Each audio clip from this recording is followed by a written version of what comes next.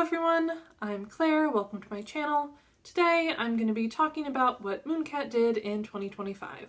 If you watched my videos throughout 2025, then you know that I started out the year reacting to Mooncat collections like I did with Holotaco more consistently. I'm not someone who gets PR from brands, and I don't tend to buy full collections, so I can't do swatch and reviews for most releases, but I still like to be able to talk about them.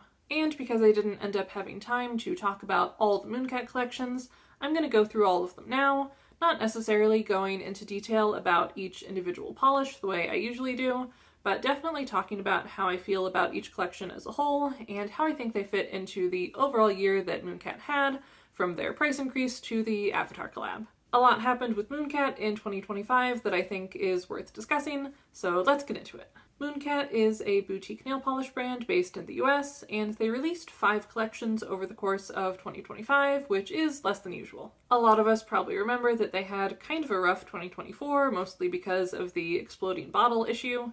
Basically, they ended up with a batch of bottles that had thinner walls than they were supposed to, so they were very prone to breaking, either in shipping or when people were handling them. And when they had their lunar sale in May, and then the Powerpuff Girls collab in June, there was a very high volume of orders going out, and that meant a lot of people ended up with broken bottles, which Mooncat then had to replace, which was probably expensive for them.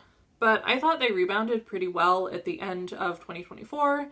They had the Fallen collection, which is one of my favorite Mooncat collections. I have like half of those polishes. Then there was Pandora Unboxed, which was not my vibe as much, but still nice. And then to close out that year, they did the Star Wars collab, which again was not really my thing, but I think it was still pretty successful. So I expected 2025 to be a fairly normal year for them, but I feel like that wasn't really the case. I spent a lot of time being like, not sure about that decision. So they started the year with their first round of Dearly Departed, which is when they announced shades that are being discontinued. I'm not going to spend too much time on that, but I was surprised by some of the polishes that were included. I did end up buying one of the Dearly Departed polishes, the Dark Side, and I'm glad I did, though they now have the polish Requiem for a Swan, which seems to be kind of a replacement.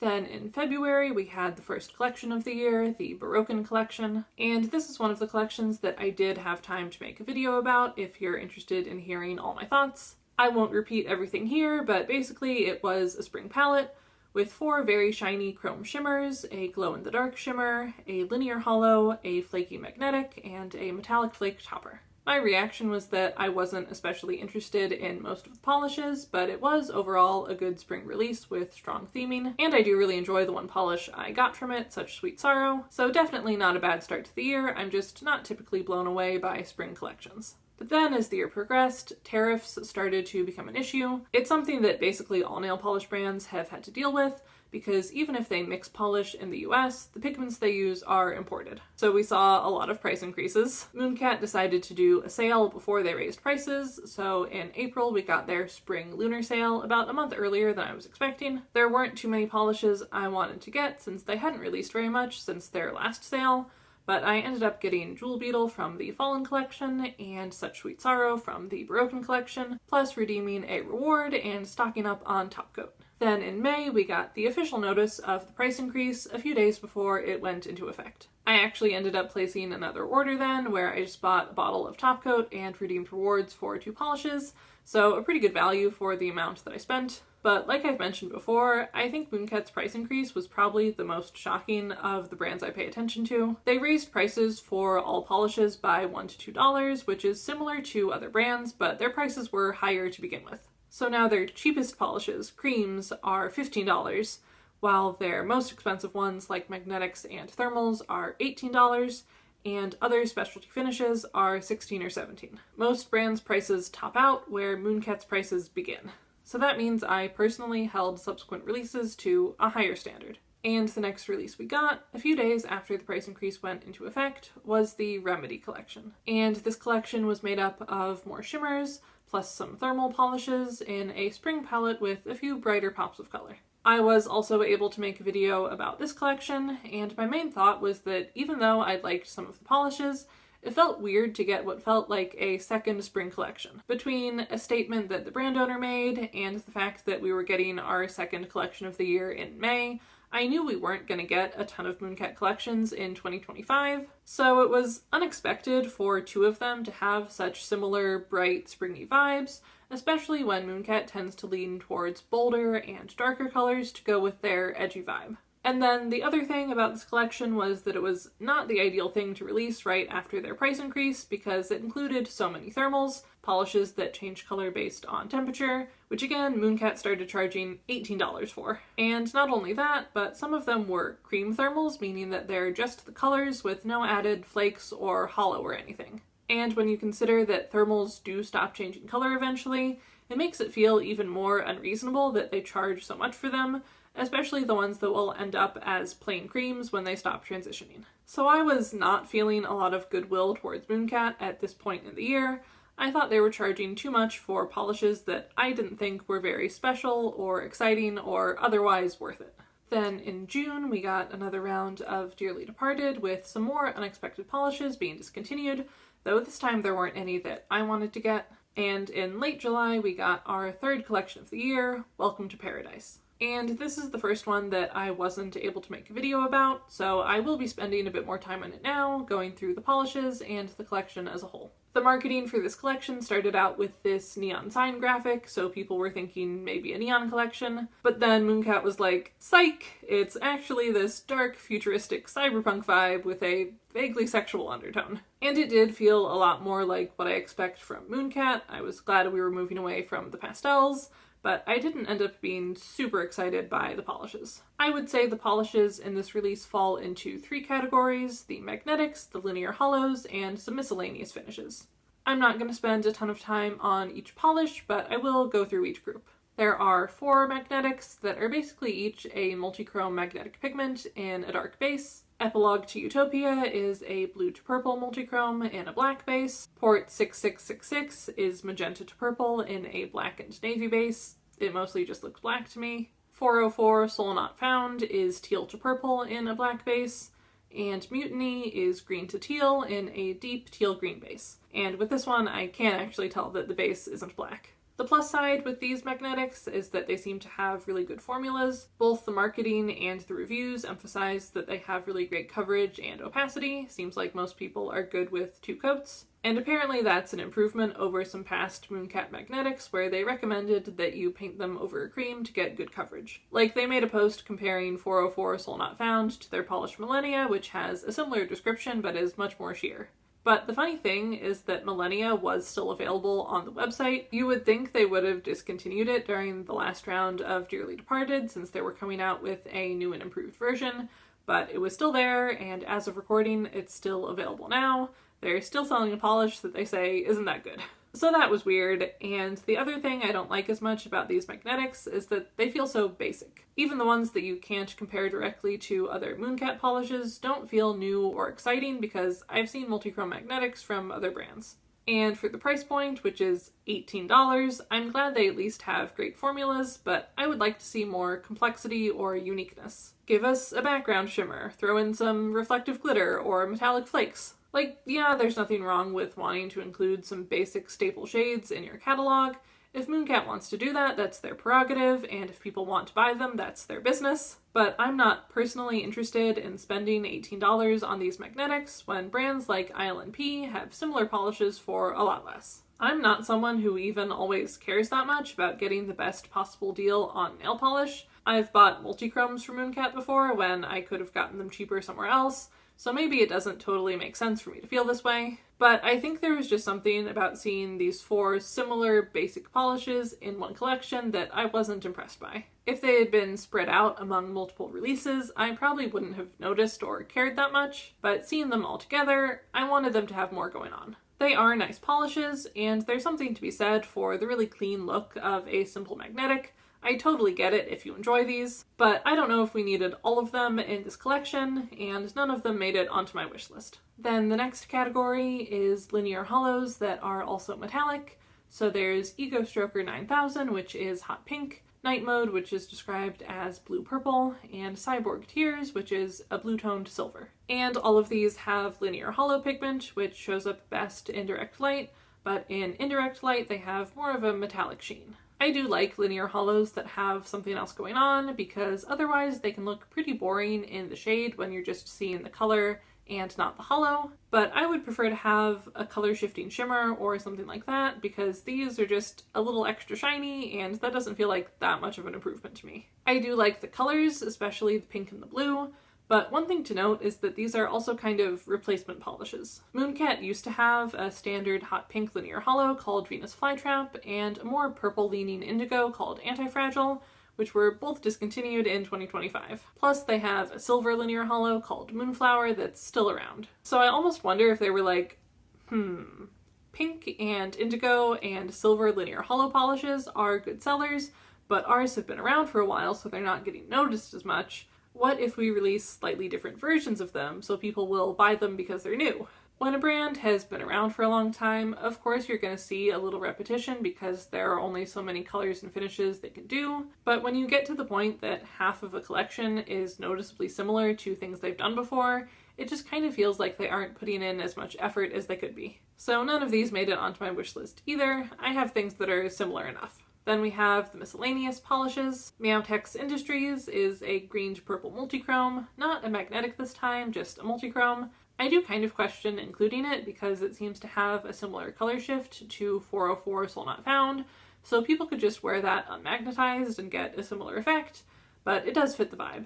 Then there's Moral Decay, which is a cream thermal polish that shifts between lighter and darker versions of a muted teal color. I feel like this one doesn't fit in as well because it's a more muted color and the rest of the collection is pretty vibrant. And last is Nirvana Pro X, which is a multichrome flake polish. So it's pink to green multichrome flakes in a clear base, and it can be worn as a topper or built up on its own. This one to me also doesn't feel like it fits that well, I think because it has these really big flakes, while the other polishes have much finer pigments with a smaller particle size, and also the color feels a bit off. The shades of pink and green feel more delicate compared to the other vibrant colors. So I wasn't really tempted by these last three either. The multichromes aren't my favorite, especially with the visual texture of the flakes, and I'm not that interested in cream thermals. But yeah, that's the Welcome to Paradise collection. I generally wrap up discussion of a collection by talking about the color story, the finishes, and the theme, but I think I mostly covered those things while I was talking about the polishes. The color story is pretty cohesive, with vibrant pops of color, along with some darker elements and a little silver. When it comes to the finishes, it seems like they focused a lot on making new versions of past magnetic and linear hollow polishes, which I don't love, but I'm glad the new ones at least seem to have good coverage. And the theme felt like a return to the dark, edgy vibes I expect from Mooncat, after they had kind of departed from that with the last couple collections. But at the same time, the collection lacked some of the creativity I expect from Mooncat. I've really been missing the collections where there's a lot of variety and complexity with the finishes and color palette.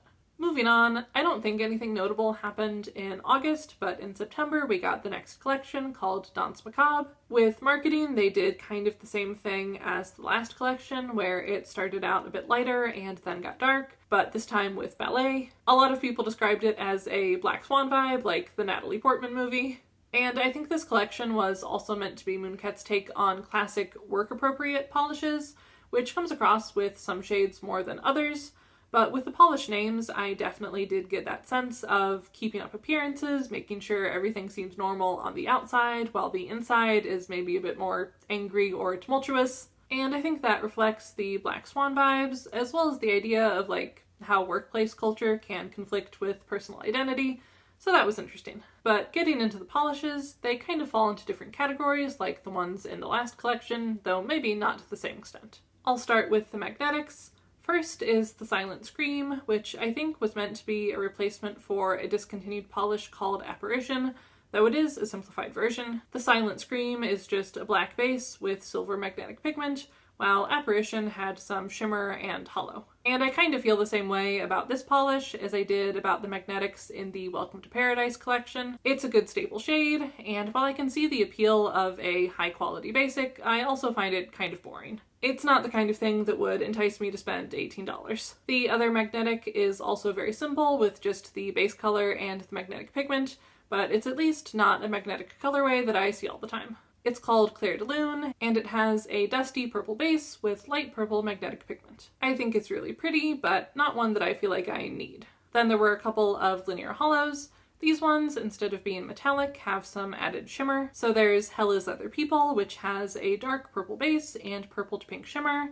And I think this one is really gorgeous. I like the shade of purple, and I feel like the shimmer contrasts just enough to be noticeable. So I am kind of tempted by it, but I also feel like I should just use the purple linear hollow I have and put a topper on it. Then there's the red version, Heart on a Platter. It's described as a linear holographic shimmer, but the shimmer is less obvious in this one. I think it just really matches the base color, and you can barely tell that there is more going on than your standard linear hollow. I'm not as interested in this one just because I don't care for reds as much, but I do like that Mooncat is doing more with their linear hollows, and I would like to see more of that, with the caveat that some reviewers have said that the linear hollow pigment in these polishes isn't very strong, so hopefully going forward we see some with strong hollow and more obvious shimmer. Alright, I took a break from filming, it's a different day now, but continuing with the Danse Macabre collection, there are 4 miscellaneous polishes. Technically some are shimmers, but they're all very different types. We'll start with Pearl Clutcher, which is described as a pearlescent white shimmer with subtle shifts through shades of white, light pink, light purple, and green as it's viewed from different angles. This is the one that's most obviously a play on traditional nail polish. A lot of people in the nail polish community don't like those classic pearly polishes because they're so streaky, so this is a version of that that gets rid of that issue and is very shifty and shiny and pretty. I'm not that into white polish on my nails, but this one is really nice on other people. Next we have the Living Doll, which is a light pink with blue shimmer, a classic combo. Mooncat had recently discontinued a similar polish called Aphrodisiac, though that had more of an indigo purple shimmer. And then there's A Midsummer's Dream, which is a light pink with brighter blue shimmer and still part of the catalog. So it's a pretty polish, but not something I'm gonna get excited about. We've seen so many versions of this. And then there's the Doppelganger, which is a thermal that's dark purple in the cold state and mauve in the warm state with a pink purple shimmer. This one is pretty. The cold state kind of reminds me of Hell is Other People, but it doesn't feel super distinct from some of Mooncat's existing thermals. It's kind of like a combination of Dark Omens and Twilight Sonata. And last is Requiem for a Swan, which has a black base filled with translucent flakes and hollow glitter. This one I see as a replacement for the Dark Side, which is an older polish that was discontinued after Mooncat released their Star Wars collab last year. I'm guessing so that there wouldn't be any confusion about whether it was part of that collection given the name. There could be other reasons, of course, but either way this new polish seems pretty similar. It does have translucent flakes instead of silver, but they end up looking kind of silvery. So as someone who owns and enjoys the Dark Side, I think this polish is also nice, but I don't need it at this point. So those are the polishes in the Danse Macabre collection, and overall I do think it was fairly solid. I thought the color story was very cohesive with a lot of purple, some pink and red, and black and white. They weren't necessarily all office-appropriate shades like some of the marketing kind of implied they would be, but they were generally classic, popular nail polish colors that feel like they could be good for any season. I also thought there was a good variety of finishes. I appreciated that there weren't too many magnetics, and that the linear hollows and the thermal had added shimmer, and there was a flaky polish, which I've been wanting to see more of for Mooncat this year. It wasn't as creative or experimental as I've seen them be, but there was a decent variety. And I talked about the theme earlier, so I don't have too much to add. It was well executed. My main issue with this collection is that, like the previous one, it included a few polishes that seemed like replacements for past shades. I almost feel like if a brand looks back at some past polishes and thinks, those ones weren't our best work, and these ones need a refresh because they aren't getting noticed anymore, and we need to change the name for this one, they should just do a collection dedicated to 2.0 versions. I think Mooncat has even done something like that before when they wanted to bring back some polishes that they had made when the brand was called Live Love Polish. Because there are legitimate reasons to update polishes, so I don't have a problem with doing that in theory, but I don't really enjoy it when it happens as part of a new collection. It keeps the actually new stuff from feeling fresh and exciting because it's paired with something repetitive. Let me know what you think though. Do you mind seeing these redone older polishes in new collections? and would doing a 2.0 collection be a good option? Moving on to October, we actually got Mooncat's second sale of the year, earlier than expected. They haven't always conformed to the Black Friday timeframe, but that's what they had been doing the last couple of years, so I don't think any of us were prepared for a sale in late October. I didn't place an order during the sale because there just wasn't anything in the last few releases that I really wanted to add to my collection. I was even considering taking Mooncat off the list of brands I buy from, because between their price increase and the fact that they just weren't putting out polish I was interested in buying, I was feeling a little anti-Mooncat. But then November rolled around and they started teasing a new collection. It was pretty cryptic at first, with some white fur, some tea, some illustrated cats, but that was enough for people to start wondering if it might be an Avatar: The Last Airbender collab. What really made me believe that theory was this cabbage they posted, if you know you know, and sure enough, that's what the collection was. If you're not familiar with Avatar: The Last Airbender, it's a Nickelodeon cartoon that aired from 2005 to 2008, and it's set in a world where certain people in the different nations can manipulate the elements of water, earth, fire, or air. And there's always one person, the Avatar, who can do all four. And even though it was technically a kids' show, it's maintained its popularity throughout the years because it was really well done, and the themes can be appreciated by people of all ages. I didn't watch it as a kid. I think I was maybe 21 the first time I saw it, and I really enjoyed it. Shout out to my friend Sarah for introducing me to the show. So it's the first Mooncat collab where I actually cared about what they collabed with, and my connection to the IP probably had an influence on whether I wanted the polishes. With Powerpuff Girls and Star Wars, I was just making decisions based on the polishes themselves, but with the Avatar collab, knowing the references and everything was also a factor. So getting into the polishes, it was an 8-piece collection with 2 polishes for each element. And I think a lot of us had even more opinions than usual when it came to the polishes that were included, what we thought they should have done for the various elements and different characters, just because we were more invested in the theme. So I will be giving my 2 cents as I go through the polishes, talking about what I would have liked to see, but just because it's fun, I don't have major issues with how Mooncat put together this collection.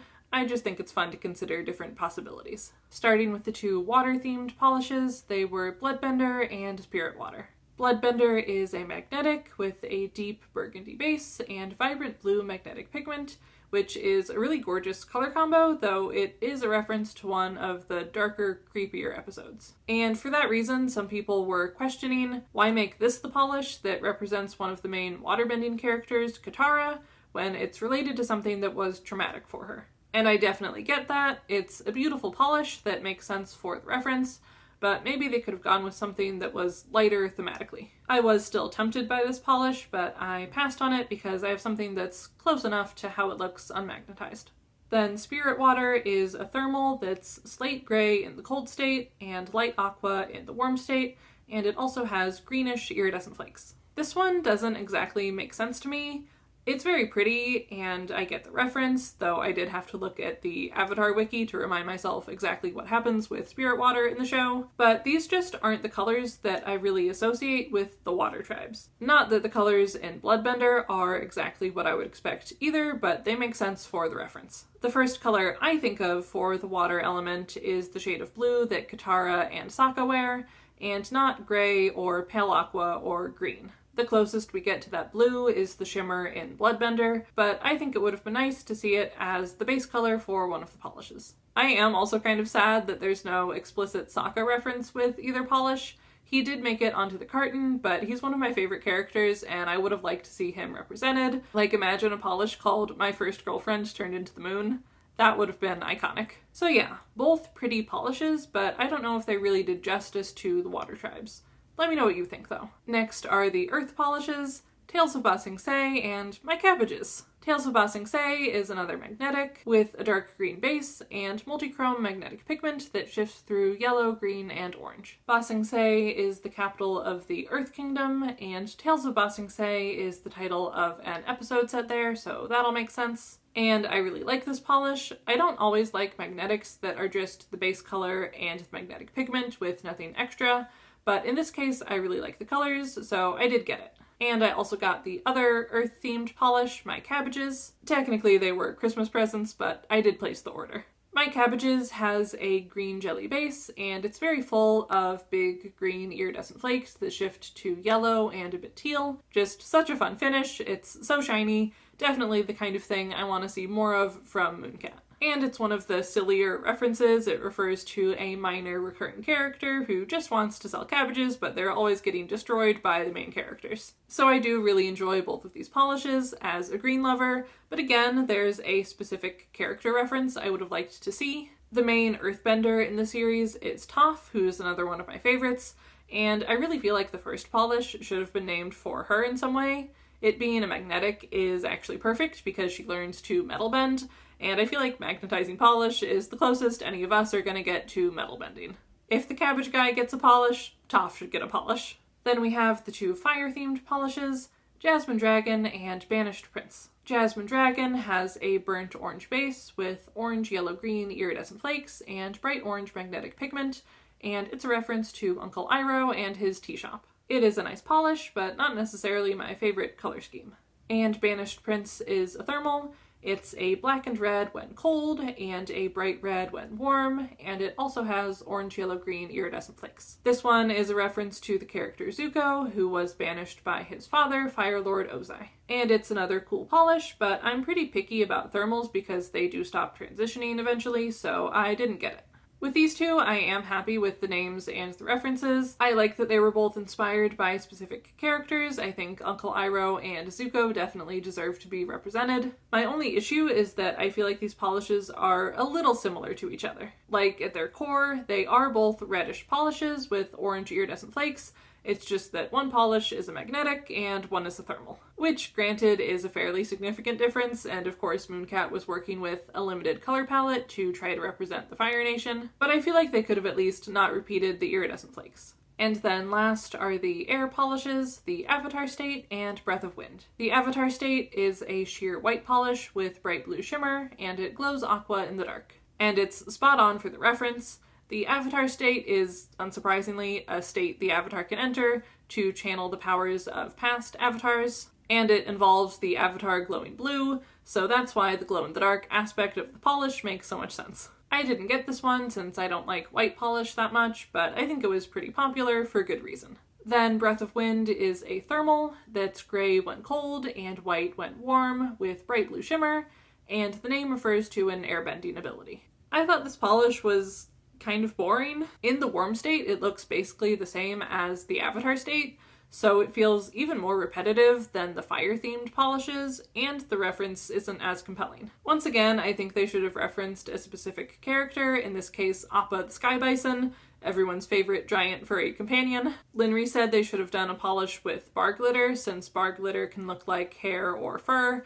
I don't know if I agree with that exactly, but they should have done something to represent him instead of just making the thermal version of the Avatar state. I didn't buy Breath of Wind, but I probably would have gotten an Appa polish. So those are all the polishes, and when it comes to the collection as a whole, it's definitely my favorite Mooncat collection of the year. Yeah, I had my opinions about the inspiration, and I thought the fire and air duos were both a bit repetitive, but overall it feels like a return to the creativity I expect from Mooncat. The color story wasn't something we see all the time since it was based on the different elements. We saw more complex finishes, there were flaky polishes. I could do without so many thermals and magnetics, but they did make sense for the inspiration in some cases, so I'm not gonna complain too much. Mooncat did a good job with these. There was one major misstep with this collection though, and it's that it was only available for customers in the US and Canada, when Mooncat usually ships to more countries, and they took way too long to inform people of that limitation.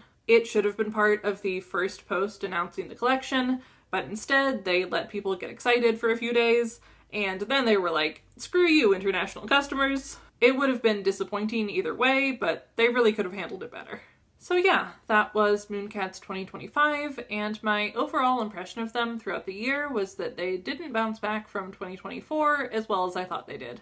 Even though they ended 2024 strong, the main things that come to mind when I think back on their 2025 are the major price increase, which was motivated by tariffs, but could have also been related to trying to offset some of their extra costs from the previous year, and the fact that the collections that came out after the price increase were kind of lackluster. Plus, they featured a lot of the more basic versions of magnetics and thermals, which are their most expensive polishes, so they were asking a lot for polishes that didn't feel worth it, at least to me. When I think back to past Mooncat collections that I think are really strong, it's things like Songs of Sirens, that was split pretty evenly among flakies, thermals, shimmers, and magnetics, or Midnight Rodeo that had a mix of fun neutrals and bold accents, or Pretty Prehistoric and Powerpuff Girls that both focused on interesting flaky polishes, or even collections like My Inner Apocalypse, Seasons of Persephone, and the Fallen collection that focused a lot on shimmers but still included other finishes and had fun color palettes. And of course, all of this is subjective, and I'm sure there are people who think that 2025 was a really strong year for Mooncat and the collections were just as good as other years. But when I look at what Mooncat put out in 2025, some of it just doesn't reach the level of creativity and complexity that I expect from them, and if they're going to be charging so much, I'm going to need them to do more. To end on a more optimistic note, though, I kind of want to reframe how I've discussed 2025 and mention how it could relate to what I hope Mooncat will do in 2026. Because I think another way to look at 2025 is a reset year. 2024 had the exploding bottle issue, and 2025 started out with tariffs, so maybe they just needed to make things a bit more simple, and it was more feasible to focus on updating past polishes, improving formulas, and making sure they had covered some basics. That doesn't mean I like it, but if that's what they felt like they had to do to keep going as a business, then that's fair. And then in 2026, maybe they'll be able to get back to more complex polishes, imaginative color stories, and collections that have their signature mix of edgy and creative. Of course, I don't know what the future will bring, but I'm really hoping that Mooncat returns to form this year, and that they don't keep trending in the direction they went in 2025. I will say the first thing they did this year was release 3 rare-made polishes, which are limited edition polishes that you can only get with rewards points, and I'm kind of annoyed by that in principle, but I'll reserve judgment on this year until they start putting out actual collections. But yeah, I think that's all I have for you today. Thank you to everyone who's watching till the end. Let me know in the comments how you feel about what Mooncat did in 2025, if you really enjoyed what they put out, if you've stopped shopping from them, if you agree with what I said, or if you have any other opinions to share. And if you enjoyed this video, I would love it if you would leave me a like or maybe even subscribe. Hyping videos is also something you can do now. You could also follow me on Instagram, linked below. But thank you to everyone who has done any of that, and I'll see you next time. Bye!